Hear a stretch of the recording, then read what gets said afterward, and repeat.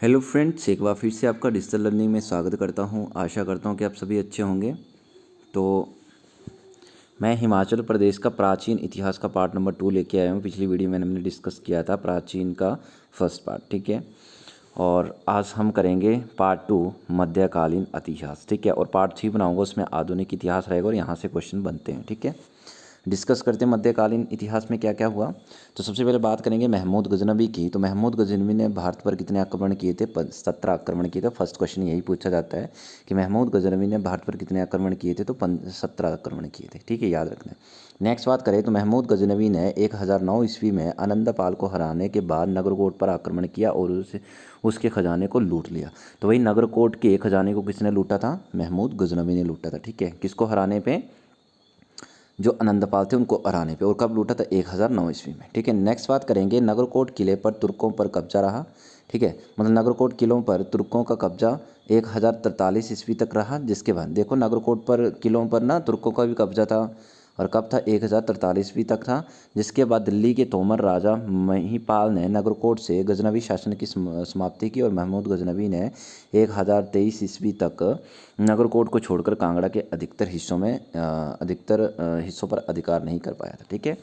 तो नगरकोट के गजनवी की समाप्ति के बाद महमूद गजनवी जो था वो नगरकोट के कांगड़ा के अधिकतर हिस्सों पर जो अधिकार नहीं कर पाया था, ठीक है। नेक्स्ट है त्रिलोचन पाल और उसके पुत्र भीमपाल की मृत्यु के उपरांत 1026 ईस्वी में तुर्कों के अधीन कांगड़ा आ गया, ठीक है। तो मतलब पहले महमूद गजनवी के था, ठीक है, पर वो अधिकार नहीं कर पाया था। पर किसने अधिकार किया था? ये जो तुर्की थे उन्होंने कांगड़ा पर क्या कर लिया था? अपना अधिकार कांगड़ा पर अपना अधीन कर लिया था अपना। कब किया था? 1026 में। तो पूछ सकते हैं कि तुर्कों ने कांगड़ा पर कब अधिकार किया? तो 1026 ईस्वी में किया था, अपनी याद रखना है। नेक्स्ट बात करते हैं तुगलक, ठीक है। तो तुगलक का क्या रोल रहा? तो मोहम्मद गोरी गुलाम वंश 1206 से ले 1290 तक, ठीक है, गुलाम वंश जो रहा था। और खिलजी वंश कब तक रहा था? 1290 से 1320 के बीच में। ने पहाड़ी राज्यों पर खास ध्यान नहीं दिया, ठीक है। मतलब ये गुलाब वंश और ये खिलजी वंश इन्होंने किया तुगलक के समय में कि वह पहाड़ी राज्यों पर ज़्यादा ध्यान नहीं दिया। मैदानी भागों से बहुत से राजपूतों, कौन कौन से राजपूत थे? चौहान, चंदेल, तैमूर, सेन, ठीक है, और पवार ने 12वीं सदी में हिमाचल की पहाड़ी में अनेक राज्यों की स्थापना की, ठीक है। नेक्स्ट बात करें मोहम्मद बिन तुगलक, ये सभी किसके पार्ट? ये महमूद गजनवी के पार्ट, तुगलक के पार्ट आएंगे जो भी हैं तुगलक के, ठीक है। कौन कौन से तुगलक थे? उसके बाद आप बात करते हैं फिरोज शाह तुगलक की। तो फिरोज शाह तुगलक 1351 से 1388 ईस्वी तक कांगड़ा के राजा रूपचंद को सबक सिखाने के लिए 1361 में नगरकोट पर आक्रमण कर घेरा डाल दिया, ठीक है। तो फिरोज शाह तुगलक ने किस पे घेरा डाला था? तो राजा रूपचंद को सबक सिखाने के लिए उसने नगरकोट पर क्या कर दिया? घेरा डाल दिया। और कांगड़ा अभियान और नगरकोट पर घेरे का जिक्र, अब देखो कांगड़ा अभियान और नगरकोट घेरे का जिक्र किस में है? ये तारीख़ फिरोज शाह फरिश्ता और तारीख़ फिरोज शाही में मिलता है। ये आप प्रीवियस पार्ट नंबर 1 देखना, उसमें मैंने इसकी बात करी हुई है, ठीक है। तो कांगड़ा अभियान का जिक्र जो हुआ तारीख़ फिरोज था, ठीक है, और तारीख़ फिरोज शाही में मिलता है, ठीक है। नेक्स्ट बात करें राजा रूपचंद और फिरोज शाह तुगलक का बाद में समझौता हो गया, ठीक है। इन दोनों को क्या हुआ? समझौता हो गया, नगरकोट से घेरा क्या कर लिया उन्होंने? हटा लिया, ठीक है। तो ये था, उन्होंने घेरा तो डाला था, ठीक है, फिरोज शाह तुगलक ने घेरा डाला था सबक सिखाने के लिए। पर क्या हुआ कि दोनों के बीच में समझौता हो गया, नगरकोट से क्या कर लिया उन्होंने? घेरा उठा लिया। और रूपचंद ने फिरोज शाह तुगलक की अधीनता क्या कर ली? अब ये पूछा जा सकता है कि फिरोज शाह तुगलक की अधीनता स्वीकार किसने करी थी? रूपचंद ने करी थी, ठीक है। किसकी? फिरोज शाह तुगलक की अधीनता स्वीकार कर ली थी, आपने याद रखना है। नेक्स्ट बात करें फिरोज शाह तुगलक ने 1365 ईस्वी में समझौते के बाद, देखिए जब समझौता हो गया तो उसके बाद उन्होंने किया? ज्वालामुखी गया। कौन गया? फिरोज शाह तुगलक गया, ठीक है। और उसने 1300 संस्कृत पुस्तकों को फारसी में अनुवाद करने के लिए साथ ले गया। तो ये क्वेश्चन पूछा जाता है कि कौन 1300 संस्कृत पुस्तकों को फारसी में अनुवाद करने के लिए लेके गया था? तो ये फिरोज शाह तुगलक थे, याद रखना आप लोगों ने, ठीक है। और इन पुस्तकों का अनुवाद फारसी में प्रसिद्ध लेखक किसने किया था? फारसी में अनुवाद इनका, ये क्वेश्चन भी इंपॉर्टेंट है, अजुद्दीन खालिद खानी ने किया था, ठीक है, याद रखना है कि इसका क्या किया था? संस्कृत पुस्तकों में अनुवाद किसने फारसी में किसने अनुवाद किया था? तो अजुद्दीन खालिद खानी ने किया था। और पुस्तक का नाम क्या था? देखो पुस्तक का नाम लिखा हूँ यहाँ पे, और ये इंपॉर्टेंट पॉइंट है, ठीक है। मतलब ये लाइन जो है वो आपकी पूरी की पूरी इंपॉर्टेंट है। अगर शुरू से पढ़ोगे यहाँ से, ठीक है, यहाँ से देखोगे आप फिरोज शाह तुगलक का, ठीक है, तो क्या क्या हुआ था, ठीक है। फिरोज शाह तुगलक कांगड़ा के रूपचंद को सबक सिखाने के लिए उन्होंने क्या किया था? घेरा डाल दिया था। और ये जो कांगड़ा अभियान जो है वो तारीख़ फ़िरोज़ शाह फरिश्ता और तारीख़ फ़िरोज़ शाही में मिलता है। और राजा रूपचंद और फ़िरोज़ शाह तुगलक के बीच में क्या हो गया समझौता हो गया। उन्होंने घेरा डाल दिया और रूपचंद फ़िरोज़ शाह तुगलक की अधीनता क्या कर ली, स्वीकार कर ली। स्वीकार करने के बाद तुगलक जो था वो ज्वालामुखी गया। कब गया? 1365 में। और 1300 संस्कृत पुस्तकों को फारसी में अनुवाद करने के लिए साथ में ले गया। ये क्वेश्चन पूछा जाता है। और फारसी किसने करी थी? किसने किया था फारसी में अनुवाद? आजुद्दीन खालादीन ने किया था। और इस पुस्तक का क्या नाम दे दिया गया? दलाई ए फ़िरोज़ शाही इसका पुस्तक का नाम रखा गया। ठीक है, और ये इंपॉर्टेंट पार्ट है सभी। नेक्स्ट बात करें, राजा रूपचंद की 1375 ईस्वी में मृत्यु के बाद उसका पुत्र संसार चंद राजा बना। देखो तो रूपचंद की मृत्यु के बाद क्या बना? उसका पुत्र सागर चंद जो था वो राजा बना। सागर चंद के शासनकाल में फ़िरोज़ शाह के बड़े बेटे नसीरुद्दीन ने कांगड़ा में 1399 में शरण ली थी। ठीक है, नेक्स्ट बात करते हैं, इसी में ही तैमूरलंग का आक्रमण हुआ। ठीक है, तो कब हुआ? 1398 ईस्वी में मंगोलों का आक्रमण तैमूरलंग के नेतृत्व में हुआ था। और तैमूर के आक्रमण के समय कांगड़ा का राजा कौन था? तो मेघचंद था। तो याद रखना कि किस आक्रमण के समय कांगड़ा का राजा कौन था, तो ये क्वेश्चन पूछे जाते हैं डायरेक्ट। ठीक है, तो तैमूर के आक्रमण के समय कांगड़ा का राजा कौन था? मेघचंद था। और तैमूरलंग ने वापसी में 1399 ईस्वी में शिवालिक क्षेत्रों पर आक्रमण किया। ठीक है, नेक्स्ट बात करें तो तैमूरलंग के आक्रमण के समय हिंडूर नालागढ़ का शासक आलमचंद था। ठीक है, तो पूछा जा सकता है कि जिस टाइम तैमूरलंग ने आक्रमण किया था उस टाइम नालागढ़ का शासक कौन था? तो आलमचंद था। और कांगड़ा के समय कौन था? राजा मेघचंद था।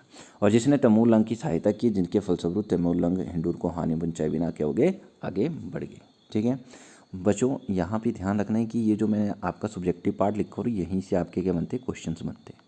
अगर आपको ये सब्जेक्टिव पार्ट समझ आ जाता है, ठीक है, तो यहाँ से क्वेश्चन बनेंगे ही बनेंगे। ठीक है, सब्जेक्टिव पढ़ोगे तो ऑब्जेक्टिव अपने आप बन जाते हैं। मेरा मोटिव ये है। डायरेक्ट वन लाइनर क्वेश्चन जो होते हैं उसमें बच्चे कुछ दिन तक याद रख सकते हैं, पर जब इसको कहानी के तौर पर पढ़ोगे ना, ठीक है, तो यहाँ से क्वेश्चन अपने आप बनेंगे। इसको बाद में रटने की ज़रूरत नहीं है। तो 2 साल के बाद भी आपका जो हिमाचल जीके ना वो स्ट्रॉन्ग बना रहेगा इसी की वजह से।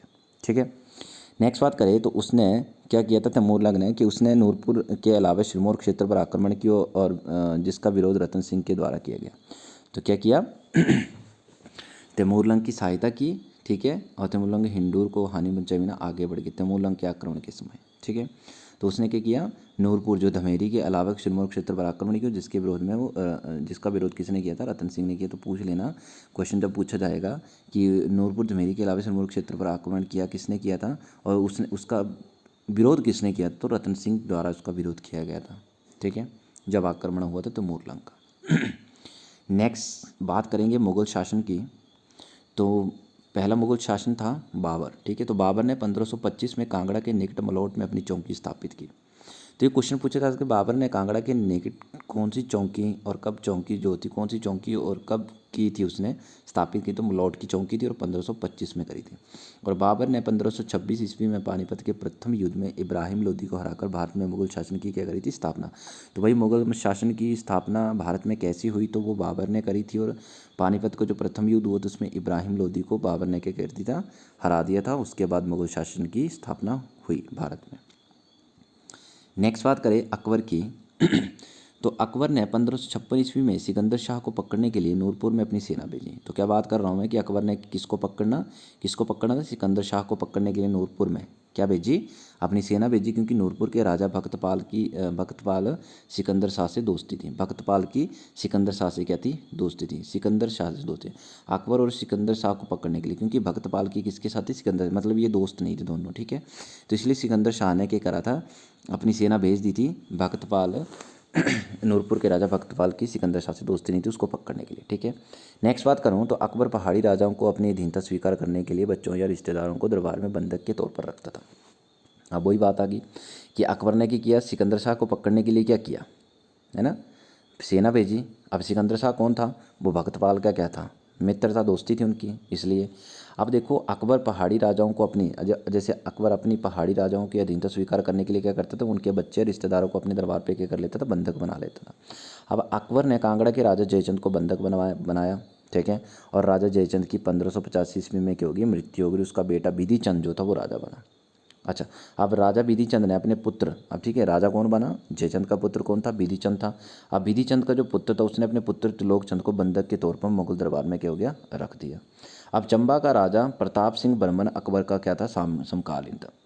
याद रखना ये कि चंबा का कौन सा राजा अकबर का समकालीन था? तो चंबा का प्रताप सिंह बर्मन जो था वो चंबा का क्या था? समकालीन था। तो ये इंपॉर्टेंट क्वेश्चन पूछा जाता है। वह मुगलों के प्रति क्या था, समर्पित था। मतलब उसने अपने मुगलों के प्रति खुद को क्या कर दिया था, समर्पित कर दिया था। ठीक है। और ये क्वेश्चन भी पूछा जाता है कि सिरमौर का राजा धर्म प्रकाश जो था वो अकबर का क्या था, समकालीन। तो अकबर के समकालीन जो थे वो अपने याद रखने, एक चंबा से था, वो एक सिरमौर से था, याद रखना है। नेक्स्ट बात यहाँ पे करूँ मैं तो जहांगीर की। तो जहांगीर 1605 ईस्वी में गद्दी पर बैठा। तो ये पूछा जाता है कि जहांगीर गद्दी पर कब बैठा था, 1605 में बैठा था। और कांगड़ा के राजा विधिचंद की 1605 ईस्वी में क्या होगी, मृत्यु होगी, जो विधिचंद की पीछे बात करी थी। और उसका पुत्र त्रिलोकचंद जो था वो गद्दी पे बैठा था उसके बाद। ठीक है। नेक्स्ट बात करें, जहांगीर ने 1615 ईस्वी में कांगड़ा पर क्या कर लिया, कब्जा करने के लिए नूरपुर के राजा सूरजमल और शेख फरीद मुर्तज़ा खान को भेजा। ठीक है। कांगड़ा पर कब्जा करने के लिए किस किस को भेजा, नूरपुर के राजा कौन थे, सूरजमल और शेख फरीद मुर्तज़ा खान को कहाँ भेजा, उन्हें भेजा कांगड़ा पर कब्जा करने के लिए। पर दोनों में विवाद होने के कारण मुर्तज़ा खान की क्या होगी, मृत्यु होगी। और उसके बाद कांगड़े किले पर कब्जा करने की योजना जो थी वो स्थगित कर दी गई। ठीक है। ये जहांगीर के शासनकाल में हुआ। उसके बाद है कि कांगड़ा किला 1620 ईस्वी में मुगलों के अधीन आ गया। अच्छा, लूटने की बात करी थी, कांगड़ा को लूटने की बात, कब्जा करने की बात करी थी जहांगीर ने। पर क्या हुआ कि दो बंदों को भेजा और भेजने के बाद दोनों में विवाद हो गया, उसमें एक की क्या हो गई, मृत्यु हो गई। उसके बाद उन्होंने ये योजना जो थी वो स्थगित कर दी। अब बात यूँ हुई कि उन्होंने तो उनसे तो नहीं लूटा गया, पर कांगड़ा किले पर 1620 में किसने कब्जा कर लिया, मुगलों ने। तो ये पूछा जाता है कि मुगलों ने कांगड़ा किले पर कब्जा कब किया था, 1620 ईस्वी में किया था। अच्छा, जहांगीर को 20 नवंबर 1620 को कांगड़ा किले पर कब्जे की खबर मिली। अच्छा, इन्होंने कब्जा कर लिया तो उसके बाद क्या हुआ कि इतने तारीख को क्या हुआ कि कांगड़ा किले पर कब्जे की खबर मिल गई, किसको, जहांगीर को। और कांगड़ा किले को जीतने में राजा सूरजमल के छोटे भाई जगत सिंह ने मुगलों की क्या करी, मदद करी। आप जो ये मुगलों ने कांगड़ा किला को जीता था, तो ये सूरजमल के छोटे भाई ने उनका साथ दिया था मुगलों का कांगड़ा किले को जीतने में। ठीक है। नेक्स्ट बात करें यहाँ पे इसी पॉइंट की, तो कांगड़ा किले पर नवाब अली खान के नेतृत्व में मुगलों का कब्जा हुआ। अब और कौन था, नवाब अली खान था, है ना। नेतृत्व में मुगलों का क्या हुआ, कब्जा हुआ। और 1783 ईस्वी तक ये कब्जा रहा। याद रखना कब तक रहा, 1783। अब जहांगीर 1622 ईस्वी में धमेरी नूरपुर आया। अब जहांगीर कब आया, 1622 ईस्वी में धमेरी नूरपुर आया। और उसने अपनी पत्नी नूरजहाँ के नाम पर धमेरी का नाम नूरपुर रख दी। तो ये क्वेश्चन पूछा जाता है कि धमेरी नूरपुर का नाम कैसे पड़ा। तो वो जो जहांगीर था उसकी पत्नी थी नूरजहाँ, उसके नाम पर धमेरी का नाम क्या पड़ा, नूरपुर पड़ा। ठीक है। ये क्वेश्चन पूछा जाता है, इंपॉर्टेंट है। तो देखो बच्चों, यहीं से क्वेश्चन बन रहे हैं। यानी कांगड़ा किले के एक दरवाजे का नाम क्या है, तो जहांगीरी दरवाजा रखा गया। तो ये क्वेश्चन भी इंपॉर्टेंट है कि कांगड़ा किले का मतलब कांगड़ा किले के एक दरवाजे का नाम क्या है, तो जहांगीरी दरवाजा है। ठीक है। जहांगीर ने वो रखा था। और जहांगीर ने कांगड़ा किले के अंदर एक मस्जिद का निर्माण किया। तो क्वेश्चन पूछा जाता है कि किस मस्जिद में, कांगड़ा की ऐसी कौन सी मस्जिद है जिसमें, सॉरी कौन सा किला है जिसमें मस्जिद का निर्माण हुआ, किसने किया था मस्जिद का निर्माण, तो वो जहांगीर ने किया था। ये क्वेश्चन पूछा भी गया था शायद कि कांगड़ा किले के अंदर जो एक मस्जिद है उसका निर्माण किसने किया था, तो जहांगीर ने किया था। इंपॉर्टेंट है। ठीक है।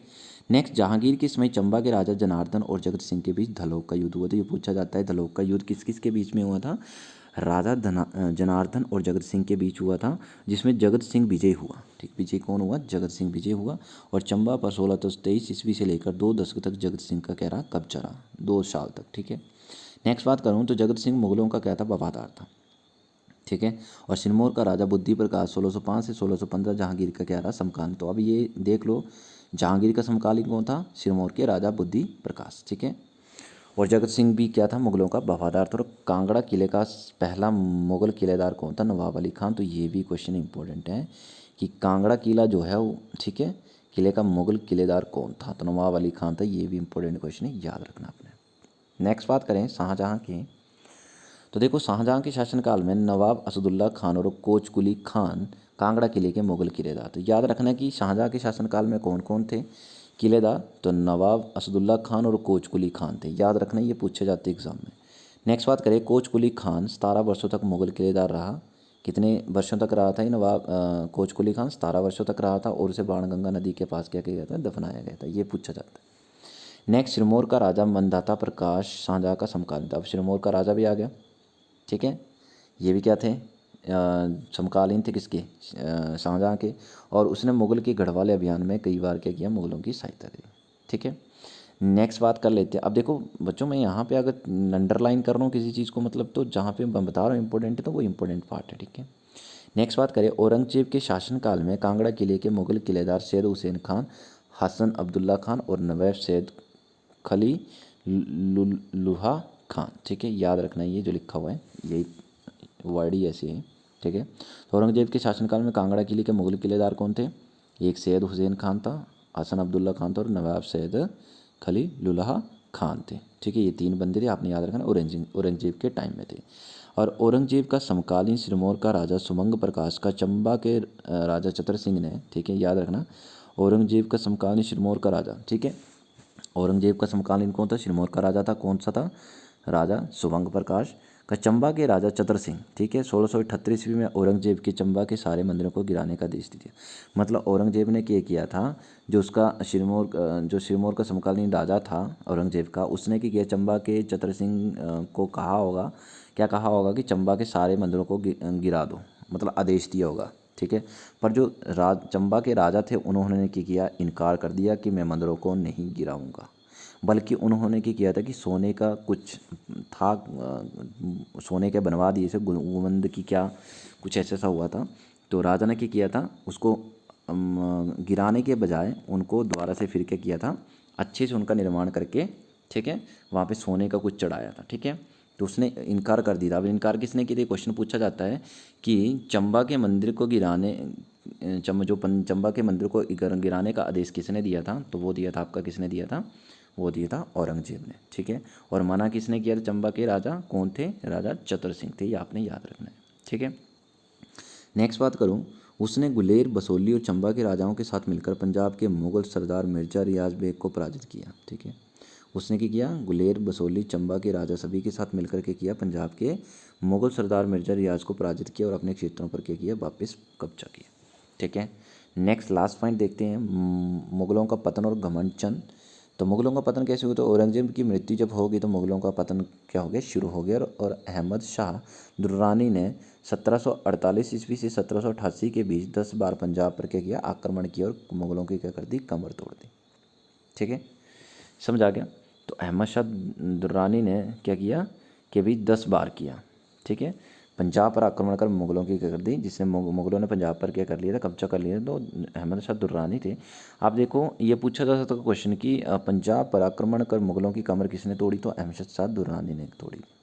ठीक है, और राजा घमंड चंद ने इस मौके का फ़ायदा उठाया। अब राजा घमंड चंद होता वो आक्रमण में बिजी था, उसने कमर तोड़ दी। घमंड चंद ने उसका मौका उठाया और कांगड़ा और दोआब के क्षेत्र पर क्या कर लिया? उसने कब्जा कर लिया।